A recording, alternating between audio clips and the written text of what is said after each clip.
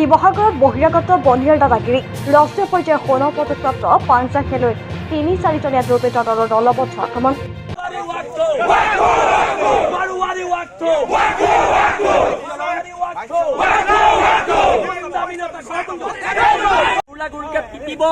তাৰ পিছত ইয়াত গণতন্ত্ৰৰ কথা কব।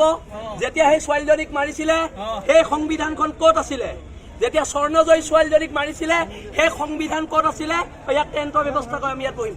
আৰু এটা কথা একদম স্পষ্ট, কাণত ধৰি আঁঠু কাঢ়ি ইয়াত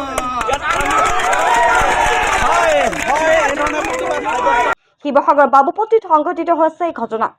দলবদ্ধ আক্ৰমণৰ বলি হয় ৰাষ্ট্ৰীয় পাঞ্জা খেলুৱৈ জিমি দাসক। সংগঠিত হৈ গ'ল আটাইতকৈ দুখজনক আৰু লজ্জাজনক। কাৰণ কেলে শিৱসাগৰত ৰাজপথত এগৰাকী গাভৰু ছোৱালীক, ৰাষ্ট্ৰীয় পৰ্যায়ৰ গ'ল্ড মেডেলিষ্ট ছোৱালীক গুলকে বিদেশী বহিৰাগতাই মাৰিছে। কিন্তু এই পৰ্যন্ত এই মানুহজনক দৰ্জা মাৰি ভৰাই থৈ দিছে। কিন্তু প্ৰশাসনক কোনোবা বিষয়া এজনে এটা কথা শুনিবলৈ পাইছো যে আমাৰ সংগঠনৰ মানুহ হেনো এৰেষ্ট কৰা হৈছে। ইয়াৰ অৰ্থ কি? কাৰণ কেলে শিৱসাগৰ প্ৰশাসন শিৱসাগৰ প্ৰশাসন কাৰণ কেলে তেওঁলোকে অপৰাধী গ্ৰেপ্তাৰ নকৰি যিবিলাকে প্ৰতিবাদ কৰি আছে নিৰস্ত গণতান্ত্ৰিকভাৱে তেওঁলোকক এৰেষ্ট কৰাৰ কথা কৈছে। ইয়াৰ কি অৰ্থ থাকিলে? আমি আজি সুৰক্ষিত নহয়, আমি নাৰী সুৰক্ষিত।